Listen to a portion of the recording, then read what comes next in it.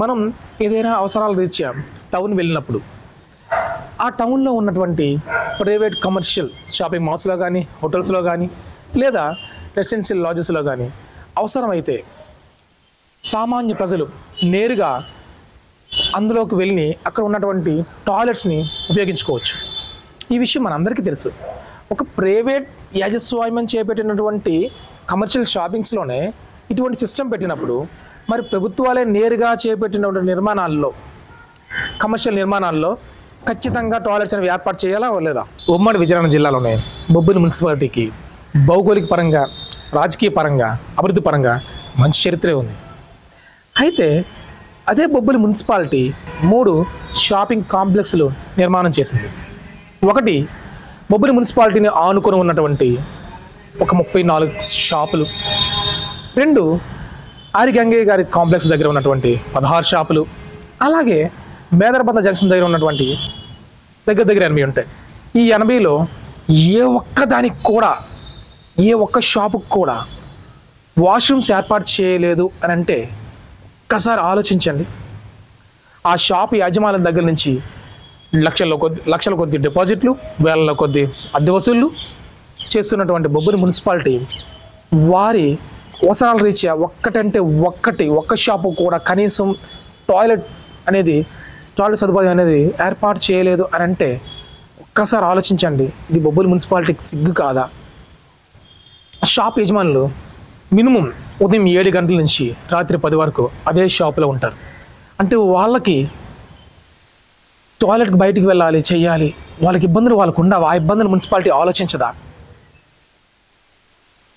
స్వచ్ఛ భారత్ పేరుతో గౌరవ నరేంద్ర మోడీ గారు కొన్ని వందల కోట్ల రూపాయలని విడుదల చేస్తూ ఉంటారు. అంటే బహిరంగ మూత్ర విసర్జన చేయకూడదు అనే కదా ఒక మెయిన్ ఉద్దేశం కూడా. అందులో ఒక స్వచ్ఛ భారత్లో ఒక భాగమే కదా. కేంద్ర రాష్ట్ర ప్రభుత్వాలు స్వచ్ఛ భారత్ మిషన్లో భాగంగా కోట్ల రూపాయలని విడుదల చేస్తూ ఉంటాయి ప్రతి సంవత్సరం కూడా. అయితే అందులో స్వచ్ఛ భారత్లో ఒక భాగం బహిరంగ మూత్ర విసర్జన చేయకూడదు అంటే ఒక్కసారి ఆలోచించండి. ఇప్పుడు ఏవైతే మున్సిపాలిటీ చేపట్టిన ఈ షాప్స్ ఉన్నాయో ఏ ఒక్కదానికి కనీసం టాయిలెట్ లేదు ఒక షాపుకి కూడా. అంటే అర్థం ఏంటి? బహిరంగ మూత్ర విసర్జన చేయొచ్చు అని బొబ్బిలి మున్సిపాలిటీయే ప్రోత్సహిస్తున్నట్ట. అలాగే ఒక్కసారి ఈ మన బొబ్బిలి మున్సిపాలిటీ ముందు ఒక టెంట్ వేసి మప్పలా వాళ్ళు ప్రతి నెల ఏర్పాటు చేస్తున్నటువంటి ఈ చిన్న బజార్ లాంటి దాన్ని చూడండి. దీని ముఖ్య ఉద్దేశం ఈ వ్యాపార పరంగా ఆడవాళ్ళని అభివృద్ధి చేయాలి అనుకున్నప్పుడు బొబ్బిలి మున్సిపాలిటీ పరిధిలో ఎంతమంది ఆడవాళ్ళు ఉన్నారు, వారు వాష్రూమ్స్ కోసం ఎక్కడికి వెళ్తారు? అవి సరే వాళ్ళ కోసం మున్సిపాలిటీ ఏదో తాత్కాలిక ఏర్పాట్లు చేస్తుంది అనుకుందాం కొద్దిసేపు.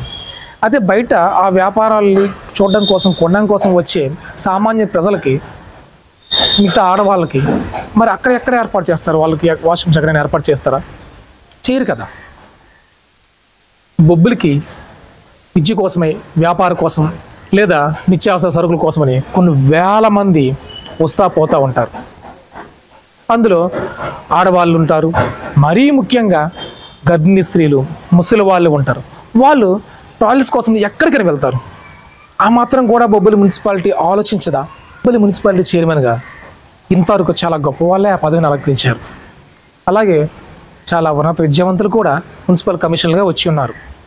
కానీ ఏ ఒక్కరికి కూడా పబ్లిక్కి ఇబ్బంది లేకున్నా పబ్లిక్ టాయిలెట్స్ ఎక్కువగా అవసరమైన చోట్ల ఎక్కువగా నిర్మించాలి, అలాగే ఆ షాప్ యజమానుల నుంచి కొన్ని వేల రూపాయలని ప్రతి నెల అద్దె వసూలు చేసుకుంటున్నాం, ఎందుకంటే ఆ షాపింగ్ మాల్స్ ఆ షాప్స్కి నిర్మించి నేటికి ఒక పుష్కర కాలం దాటింది అనుకుంటున్నాను. ఇన్ని సంవత్సరాలు బట్టి కొన్ని వేల రూపాయలు అద్దెలు వసూలు చేస్తున్నాం. కనీసం వాళ్ళకి ఒక టాయిలెట్ అనేది ప్రతి షాప్కి ఏర్పాటు చేయాలి అనే ఆలోచన ఎందుకు రాలేదో నాకు అర్థం కావడం లేదు. ఇకనైనా సరే బొబ్బిలి మున్సిపాలిటీ పెద్ద మనసు చేసుకొని కొన్ని షాపులకి కలిపి ఒక టాయిలెట్ నిర్మించి, అలాగే పబ్లిక్ ఇబ్బంది లేకుండా పబ్లిక్ టాయిలెట్ నిర్మిస్తారని నేను ఆశిస్తున్నాను.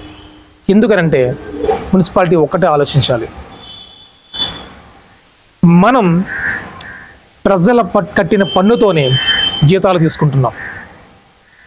ఆ ప్రజల కోసం, ఆ ప్రజల నిత్యావసరాల్లో ఒకటైనటువంటి ఈ టాయిలెట్స్ అనేవి, పబ్లిక్ టాయిలెట్స్ అనేవి మనం నిర్మించలేమా అని ఆలోచిస్తారని ఆశిస్తూ మీ కిషోర్.